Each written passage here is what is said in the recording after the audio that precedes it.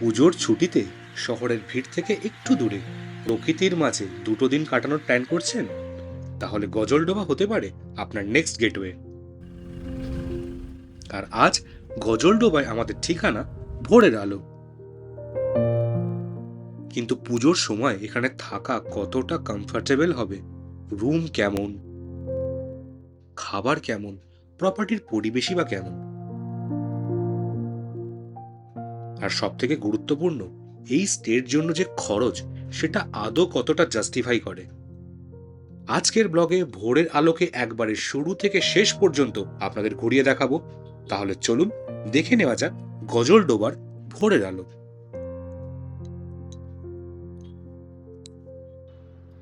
Main প্রবেশ gate দিয়ে ভেতরে ঢোকার পরই প্রথমে নজরে পড়বে ভোরের আলোর এই সুন্দর নেচার রিসর্টটা। প্রবেশের পর চারপাশের সুন্দরভাবে সাজানো পরিবেশ আর সবুজে ঘেরা রিসর্টের অ্যাম্বিয়েন্স প্রথম দেখাতেই সত্যি মনটা আনন্দে ভরে যাবে। আর ভেতরে ঢুকেই প্রথমে আপনারা দেখতে পাবেন এই বিশাল পার্কিং এরিয়া। একসঙ্গে প্রচুর গাড়ি পার্ক করার মতো যথেষ্ট জায়গা রয়েছে, তাই নিজের গাড়ি নিয়ে যারা এখানে আসবেন, পার্কিং নিয়ে চিন্তার কোনো কারণ নেই।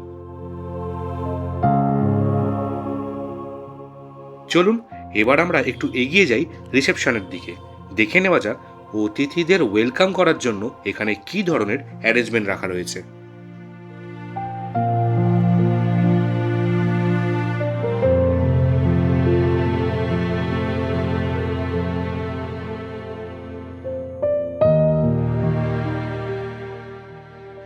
দরজা খুলে ভেতরে ঢুকলেই প্রথমেই চোখে পড়বে বেশ বড় আর সুন্দর করে সাজানো এই রিসেপশন হলটা। ভেতরে ঢুকেই ডান দিকে রয়েছে সুন্দর করে সাজানো একটা বুকশেলফ, যেখানে বেশ কিছু বই রাখা আছে। তার পাশেই রয়েছে শু পলিশ করার জন্য একটা মেশিন। অতিথিদের কনভিনিয়েন্সের কথা মাথায় রেখেই ছোট্ট ছোট্ট বেশ কিছু অ্যারেঞ্জমেন্ট এখানে রাখা হয়েছে। পুরো রিসেপশন এরিয়াটাই মূলত উডেন থিমে সাজানো। ফ্লোর থেকে শুরু করে দেওয়াল, এমনকি সিলিংয়েও কাঠের কাজের একটা সুন্দর টাচ রয়েছে, যেটা পুরো জায়গাটাকে বেশ ওয়ার্ম আর হোমলি একটা ফিল দিয়েছে। আর বসার জন্য এখানে যথেষ্ট ভালো সিটিং অ্যারেঞ্জমেন্ট রয়েছে। বেশ কয়েকটা সোফা, সঙ্গে সেন্টার টেবিল। চেক ইনের সময় অপেক্ষা করার জন্য কিংবা একটু বসে রিল্যাক্স করার জন্য জায়গাটা কোনো অভাব নেই। সামনেই রয়েছে একটা বড় এলইডি টিভি, আর এই দেওয়ালে আপনারা দেখতে পাচ্ছেন জলপাইগুড়ি জেলার রেজিস্টার্ড বা ট্রেনিং প্রাপ্ত ট্যুরিস্ট গাইডের একটা তালিকাও দেওয়া রয়েছে। রিসেপশনের দেওয়ালগুলো বেশ সুন্দরভাবে সাজানো হয়েছে বিভিন্ন ফটো ফ্রেম দিয়ে। সঙ্গে রয়েছে সুন্দর লাইটিং, আর সামনে রাখা হয়েছে কিছু ট্র্যাডিশনাল সিটিং, যা পুরো ডেকোরের সঙ্গে বেশ ভালোভাবে ম্যাচ করছে। আর একটা জিনিস এখানে খুব ভালো লেগেছে, রিসেপশনে বসেও কিন্তু বাইরের গ্রিনারিটা সুন্দরভাবে দেখা যায়। উপরের দিকে তাকালেও দেখা যাবে উডেন আর উইকার ওয়ার্কের সুন্দর কম্বিনেশন। তার সঙ্গে সুন্দর লাইটিংয়ের শেড রয়েছে। সব মিলিয়ে রিসেপশনের অ্যাম্বিয়েন্সটা বেশ অ্যাপিলিং। আর সামনে রয়েছে মূল রিসেপশন ডেস্ক, যেখানে এসে আপনারা চেক ইনের সমস্ত ফর্মালিটিস কমপ্লিট করে নিতে পারবেন। সব মিলিয়ে ভেতরে ঢোকার পর থেকে প্রথম ইমপ্রেশন হিসেবে ভোরের আলো রিসেপশন এরিয়াটা আমার বেশ ভালোই লেগেছে।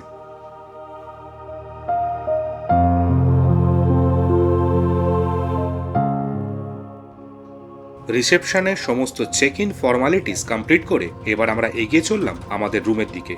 এখানে বলে রাখি, আমরা ছিলাম ডিলাক্স সুইট কটেজে, যেটা মেন রিসেপশন থেকে বেশ কিছুটা দূরে।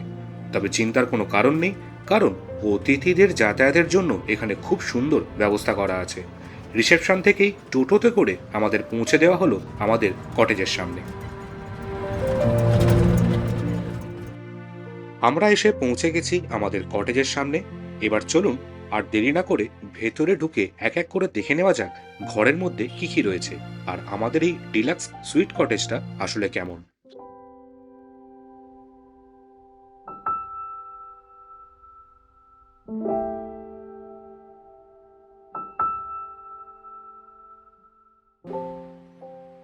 দরজা দিয়ে ঢুকেই প্রথমেই আমাদের চোখে পড়ল একটা বেশ সুন্দর কমন এরিয়া টাইপের স্পেস। এখানে রয়েছে সুন্দর একটা সিটিং অ্যারেঞ্জমেন্ট, সোফা, চেয়ার আর সামনে একটা সেন্টার টেবিল। পুরো জায়গাটাই বেশ আরামদায়কভাবে সাজানো। আর ঠিক পাশেই রয়েছে একটা বড় জানলা। জানলার সামনে একটা ম্যাট্রেসও রাখা রয়েছে। আর চাইলে জানলার কাঁচটা খুলে এখানেই বসে বাইরের সুন্দর পরিবেশটা উপভোগ করতে পারবেন। জায়গাটা যথেষ্ট বড়, তাই এখানে বসে চাইলে লাঞ্চ বা ডিনারও করতে পারেন, কিংবা দিনের শেষে একটু রিল্যাক্স করে নিজেদের মতো করে লেজার টাইম স্পেন্ড করতে পারেন। সব মিলিয়ে ঘরে ঢোকার পর এই কমন স্পেসটাই কিন্তু বেশ ভালো একটা প্রথম ইমপ্রেশন তৈরি করলো। এবার চলুন আমরা আমাদের মেন রুমটা একবার ঘুরে দেখে নিই। এই কমন স্পেস থেকে এবার আমরা এন্টার করলাম রুমের মধ্যে। আর ঢুকেই প্রথমে চোখে পড়ছে একটা বড় কিং সাইজ বেড। পুরো রুমটাই খুব সুন্দর উডেন ডেকর দিয়ে সাজানো। সিলিংয়ে রয়েছে বাঁশের কাজ, আর তার সঙ্গে সুন্দর অ্যাম্বিয়েন্ট লাইটিং। সব মিলিয়ে রুমটার মধ্যে একটা খুব সুন্দর ওয়ার্ম আপ আর কোজি ফিল রয়েছে। রুমের বাঁদিকে রয়েছে একটা বড় জানলা, আর সেই জানলার বাইরে রয়েছে বিশাল বড় একটা বারান্দা, যেখান থেকে প্রপার্টির বাইরের পুরো ভিউটা খুব সুন্দরভাবে দেখা যাচ্ছে। এই পাশ থেকে দেখলে রুমটাকে ঠিক এরকম দেখতে। এটা একটা এসি রুম।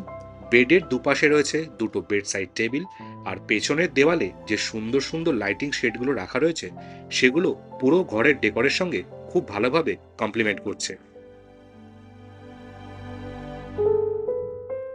এবার আসি রুমের এই পাশটায়। এখানে রয়েছে একটা বড় এলইডি স্ক্রিন টিভি, আর তার ঠিক নিচে রয়েছে একটা টেবিল বা ওয়ার্কিং ডেস্ক টাইপের সেট আপ। সঙ্গে একটা চেয়ারও রয়েছে। অর্থাৎ যারা এখানে এসে কাজ করতে চান তাদের জন্য একটা আলাদা স্পেস রাখা হয়েছে। এর ঠিক পাশেই রয়েছে আরেকটা টেবিল, আর টেবিলের নিচেই দেখতে পাচ্ছেন একটা মিনি ফ্রিজ।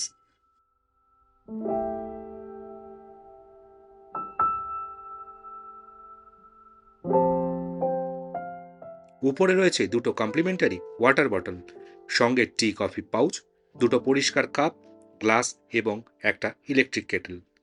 আর তার ঠিক পাশেই রয়েছে সেই ব্যাগটা, যেটা ওয়েস্ট বেঙ্গল ট্যুরিজমের বিভিন্ন প্রপার্টিতে দেওয়া হয়ে থাকে। এর মধ্যে রয়েছে প্রয়োজনীয় টয়লেটারিজের জিনিসপত্র। এখানে রয়েছে একটা ফুল সাইজ মিরর, আর তার ঠিক সামনেই রাখা হয়েছে আরেকটা ছোট্ট ড্রয়ার বা স্টোরেজ স্পেস, যেখানে আপনারা নিজেদের ছোটখাটো জিনিসপত্র রাখতে পারবেন। বেডের পাশেও রয়েছে আলাদা একটা লাগেজ স্পেস। আপাতত সেখানে আমরা আমাদের জিনিসপত্রগুলো একটু ডাম করে রেখেছি। এখানে রয়েছে ইন্টারকম ফেসিলিটি, আর তার ঠিক পাশেই রয়েছে পার্সোনাল ওয়াইফাই। তাই যারা এখানে এসে একটু কাজ করবেন তাদের জন্য ইন্টারনেট বা ওয়াইফাই কানেক্টিভিটি নিয়ে খুব একটা সমস্যা হওয়ার কথা নয়। সব মিলিয়ে পুরো রুমটাই খুব সুন্দরভাবে অ্যাস্থেটিক্যালি ডিজাইন করা হয়েছে। কাঠের কাজ, উডেন সিলিং আর ওয়ার্ম লাইটিং, সব কিছু মিলিয়ে একটা খুব আরামদায়ক কোজি পরিবেশ তৈরি হয়েছে। রুমটাও যথেষ্ট বড়, আর বসার জন্য চেয়ার রাখা রয়েছে। চলুন এবার রুমের অন্য পাশটা অর্থাৎ বাথরুমের দিকটা একটু দেখে নিই। বাথরুমের এনক্লোজারটা পুরো আলাদা। এখানে ঢোকার মুখেই ডান দিকে রয়েছে একটা ওয়ার্ড্রোব। ওয়ার্ড্রোবের ভেতরে এক্সট্রা ব্ল্যাঙ্কেট রাখা আছে, আর এই পাশটায় রয়েছে বেশ কিছুটা ফাঁকা জায়গা, সঙ্গে হ্যাঙ্গার। তাই জামা কাপড় ঝোলানো কিংবা লাগেজ রাখার জন্য যথেষ্ট স্পেস রয়েছে। চলুন এবার একটু বাথরুমটা দেখে নেওয়া যাক। বাথরুমটা পুরো আলাদা একটা এরিয়াতে। ঢুকেই ডান দিকে রয়েছে মিরর, ওপরে লাইট, আর নিচে রয়েছে বেসিন। বেসিনের পাশে হ্যান্ড ওয়াশ রাখা আছে। তবে একটা কথা বলবো, রুমের তুলনায় বাথরুমটা একটু ছোট। বিশাল বড় কোনো বাথরুম নয়, বরং বলা যায় মিডিয়াম সাইজ। তবে পরিষ্কার পরিচ্ছন্ন অবশ্যই। এখানে টাওয়েল, ওয়েস্টার্ন কমোড, বাকেট, মাগ এবং ওয়েস্টবিন সবই রয়েছে। আর অবশ্যই গিজারের ব্যবস্থাও রয়েছে। তাই বাথরুম নিয়ে যদি বলি, রুমের তুলনায় খুব একটা বড় নয়, এবং এটাকে আমরা এই রুমের সব থেকে বড় হাইলাইট বলবো না। তবে পরিষ্কার পরিচ্ছন্নতার দিক থেকে ঠিকঠাকই রয়েছে। তো এটা ছিল বাথরুম এরিয়া। এবার আসি এই রুমের আমার সব থেকে পছন্দের জায়গায়। রুমের পাশে যে বড় জানলাটা দেখছিলেন সেটা আসলে অনেকটা দরজার মতোই, আর সেটা দিয়ে বাইরে বেরোলেই রয়েছে একটা বিশাল বড় বারান্দা। আমার মনে হয় এই বারান্দাটাই এই রুমের অন্যতম বড় ইউএসপি। এখানকার প্রায় প্রতিটা কটেজ রুমের বাইরেই রয়েছে এরকম বড় একটা ব্যালকনি, যেখান থেকে পুরো প্রপার্টিটার সুন্দর একটা ভিউ পাওয়া যায়। আর প্রপার্টিটাও কিন্তু যথেষ্ট বড়, চারপাশে অনেকটা সবুজ জায়গা রয়েছে। সামনে যে সবুজ অংশটা দেখতে পাচ্ছেন সেটা পুরো প্রপার্টিরই মধ্যে। আর এই যে সামনে একটা সুন্দর পেভড রোড করা আছে, যেটা ঘুরে ঘুরে পুরো প্রপার্টিটাকে কভার করছে, তাই চাইলে আপনারা পায়ে হেঁটেই বেশ সুন্দরভাবে পরে প্রপার্টিটা ঘুরে দেখতে পারবেন। সন্ধেবেলা হোক কিংবা দিনের বেলা এই বারান্দায় বসে বেশ কিছুটা সময় আপনারা কাটাতে পারবেন। চারপাশে সবুজ, খোলামেলা পরিবেশ আর এই সুন্দর ভিউ সব মিলিয়ে জায়গাটা একটা আলাদা চার্ম রয়েছে। আর এই প্রপার্টিতে কিন্তু এক দু ধরনের নয়, বেশ কয়েক ধরনের রুম এবং কটেজ রয়েছে, যেগুলো আমরা এই ব্লগে ধীরে ধীরে আপনাদেরকে দেখাবো। সব মিলিয়ে এখনো পর্যন্ত আমার কিন্তু এই প্রপার্টিটা বেশ ভালোই লাগছে। যথেষ্ট স্পেসিয়াস, সুন্দরভাবে সাজানো, আর বিশেষ করে এই বিশাল বারান্দাটা আমার কাছে এই রুমের একটা বড় প্লাস পয়েন্ট বলে মনে হয়েছে।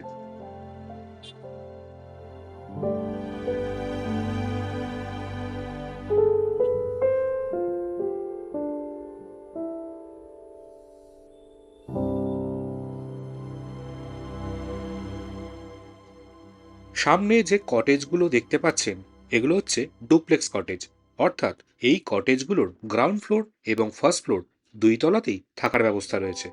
ফলে একই কটেজের মধ্যে আলাদা আলাদা ফ্লোরে থাকার একটা সুন্দর সুবিধা এখানে পাওয়া যাবে। এই ডুপ্লেক্স কটেজগুলোর ঠিক পাশেই রয়েছে একটা ওয়াচ টাওয়ার, আর এই ওয়াচ টাওয়ারের ওপরে উঠলে পুরো রিসর্টের পাশাপাশি আশেপাশের সারাউন্ডিং এরিয়াটারও একটা দারুণ সুন্দর প্যানোরামিক ভিউ দেখতে পাওয়া যায়।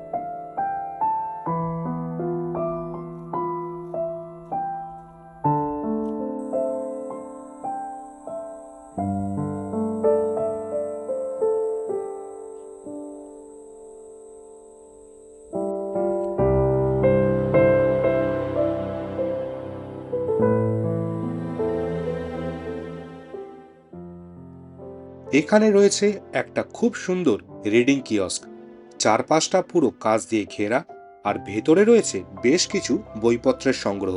সঙ্গে রয়েছে আরামদায়ক সোফা ও বসার জায়গা, তাই বিশেষ করে বয়স্ক মানুষজন এখানে বসে বই পড়ার পাশাপাশি চারপাশের সুন্দর পরিবেশ উপভোগ করে বেশ কিছুটা সময় আরাম করে কাটাতে পারবেন। আমার মনে হয় পুরো প্রপার্টির মধ্যে এটা বেশ সুন্দর একটা শান্ত নিরিবিলি স্পেস।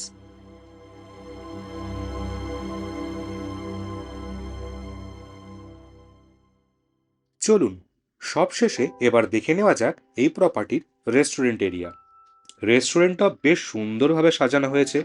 এটা মূলত কাঠের কাজ দিয়ে তৈরি, তাই পুরো প্রপার্টির উডেন থিমের সঙ্গে রেস্টুরেন্টটার লুকটাও বেশ ভালোভাবে মিলে যাচ্ছে। এক পাশে যদিও এখনো কিছু কনস্ট্রাকশন ওয়ার্ক চলছে, তবে অন্য পাশটা বেশ সুন্দরভাবে কাঠ দিয়ে ঘেরা এবং সেখানে করা হয়েছে সুন্দর একটা সিটিং অ্যারেঞ্জমেন্ট। এখানে বসে আপনারা আরাম করে লাঞ্চ কিংবা ডিনার করতে পারবেন। চারপাশের পরিবেশটাও বেশ সুন্দর, তাই খাওয়া দাওয়ার পাশাপাশি একটা ভালো সময়ও আপনারা এখানে কাটাতে পারবেন।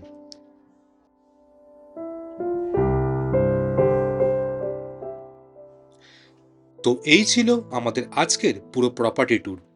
রুম, বড় বারান্দা, duplex cottage, watch tower, reading kiosk থেকে শুরু করে রেস্টুরেন্ট, পুরো প্রপার্টিটা আপনাদের যতটা সম্ভব ঘুরিয়ে দেখানোর চেষ্টা করলাম।